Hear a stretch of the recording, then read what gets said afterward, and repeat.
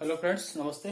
DB education में आपका स्वागत है। आज का जो हमारा टॉपिक होगा वो होगा फ्रेंड्स गुर्जर प्रतिहार वंश। क्या होगा? गुर्जर प्रतिहार वंश। इससे पहले हमने काफी कुछ वंश के बारे में डिस्कस किया, जिसमें पाल वंश, राष्ट्रकूट वंश, सोंग वंश, गुप्त वंश, मौर्य वंश, एक्स्ट्रा एक्स्ट्रा। तो आज जो टॉपिक है वो है गुर्जर प्रतिहार वंश। इसका जो कार्यकाल की बात करें या इसके जो शासन अवधि की बात करें, जहां से स्टार्टिंग होता है वो 725 ईस्वी मानी गई है। 725 ईस्वी में इस गुर्जर प्रतिहार वंश की स्थापना या शुरुआती दौर माना जाता है। आगे बात करें भाई, किसने इसको बसाया या कहें कि किसने इसको संचालित किया, किसने इसकी स्थापना की, कौन था स्थापना करने वाला, वो हम सारी बातें देखें तो देखते हैं। नागभट्ट प्रथम नामक सामंत ने नागभट्ट नामक सामंत ने क्या की थी? इसकी स्थापना की थी। और कहाँ का था? गुजरात क्षेत्र का। इसलिए इसकी स्थापना भी कहाँ की गई? गुजरात में ही की गई। और गुजरात क्षेत्र में करने के कारण ही इसका नाम क्या पड़ा? गुर्जर प्रतिहार वंश। क्या पड़ा? गुर्जर प्रतिहार वंश। ये एकमात्र ऐसा वंश था, एक ऐसा साम्राज्य था जिसने क्या किया था? अरबों को, जो अरब कंट्रीज थे, उनके आक्रमण को रोका था। मतलब जब तक ये सत्ता में रहे तब तक इन्होंने अरबों को अपने साम्राज्य में प्रवेश नहीं करने दिया था। इसके बाद में इसका जो पहला शासक बना, पहला शासक जो आया, कौन? वत्सराज। वत्सराज ऐसा पहला शासक था इस गुर्जर प्रतिहार वंश में जिसने कौन सी उपाधि ली थी? सम्राट की उपाधि ग्रहण की थी। कौन सी उपाधि ग्रहण की थी? सम्राट की उपाधि ग्रहण की थी या धारण की थी। इसके बाद में 816 ईस्वी में नागभट्ट सेकंड ने क्या किया? गंगा की घाटी पर जो प्रदेश थे उन पर हमला किया और उनको अपने नियंत्रण में ले लिया। और फिर गुर्जर प्रतिहार वंश की राजधानी जो थी वो किसे बना दिया? कन्नौज को। या कहें कि उन्होंने कन्नौज पर अधिकार कर लिया।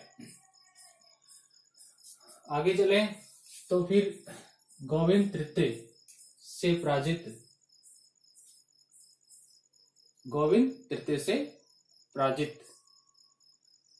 पहले तो क्या, नागभट्ट जो सेकंड था, उसने क्या किया? कन्नौज पर अधिकार कर लिया। लेकिन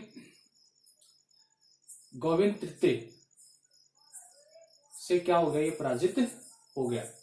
और फिर से 1018 और 1019 ईस्वी में कन्नौज पर वापस अधिकार कर लिया गया। किसके द्वारा? गोविंद तृतीय के द्वारा। किसके द्वारा? गोविंद तृतीय के द्वारा। राष्ट्रकूट वंश से संबंधित है ये। इस वंश का प्रतापी शासक भोज फर्स्ट। किस वंश का? गुर्जर प्रतिहार वंश का। गुर्जर प्रतिहार वंश का जो प्रतापी शासक था, राजा भोज प्रथम। क्या नाम था इसका? राजा भोज प्रथम, जिसने अपने पराक्रम से आसपास के क्षेत्र के साथ साथ दूर तक के क्षेत्रों को अपने नियंत्रण में ले लिया था। इसको मिहिर भोज के नाम से भी जाना जाता है। राजा भोज प्रथम था, उसका दूसरा नाम क्या था? मिहिर भोज। आगे चलें। महेंद्रपाल। मैं बताना चाहूँ कि ये शॉर्ट टर्म वीडियो है और हमने वो चीजें ही शामिल की है। बार बार मैं रिपीट करता हूँ हर वीडियो में कि लगता है कई फ्रेंड्स को कि बिल्कुल शॉर्ट वीडियो है, कुछ ज्यादा नहीं बताया। तो मैंने वही चीजें शामिल की हैं जो एग्जाम की दृष्टि से आप कोचिंग के माध्यम से या अन्य संस्थाओं के माध्यम से आप लेते हैं। महेंद्रपाल जो क्या थे? जो कर्पूरी मंजरी नाटक का जो राइटर था, कौन? राजशेखर। कर्पूरी मंजरी नाटक की रचयिता कौन? राजशेखर उसके शिष्य थे, साथ ही उनके संरक्षक भी थे। ठीक है, ठीक है। महेंद्रपाल इस वंश के शासक, गुर्जर प्रतिहार वंश के शासक, जो कर्पूरी मंजरी के नाटक कौन लिखा था? राजशेखर उसके शिष्य, और साथ में इस राजशेखर के क्या थे? संरक्षक भी बने हुए थे। महेंद्र का पुत्र, यही महेंद्रपाल का पुत्र इंद्र तृतीय जो किस वंश से था? राष्ट्रकूट वंश से। जैसे गोविंद थर्ड था वो राष्ट्रकूट वंश से था, उसी प्रकार इंद्र थर्ड भी किससे था? राष्ट्रकूट वंश से संबंध था। से कौन पराजित हो गया? महेंद्रपाल, महेंद्रपाल का पुत्र हुआ। और इसके बाद में से क्या हुआ? इस वंश का पतन शुरू हो गया। किस वंश का? गुर्जर प्रतिहार वंश का पतन शुरू हो गया। आगे चले तो इस वंश में और भी बहुत सारे राजा हुए जो केवल नाम मात्र के रहे, उनका ज्यादा वो इतिहास नहीं रहा, जिनमें Bhoj, Raja Bhoj second, Vinayakpal, Mahendrapal second, Devpal, Mahipal second और विजयपाल, ये थे। इन्होंने शासन किया लेकिन इनका इतिहास ज्यादा नहीं रहा। आगे की बात करें तो महमूद गजनवी के समय कन्नौज का शासक कौन था? राज्यपाल। ये क्वेश्चन बन सकता है कि महमूद गजनवी के समय गुर्जर प्रतिहार वंश में कौन शासक था कन्नौज का? तो कौन था वो? राज्यपाल।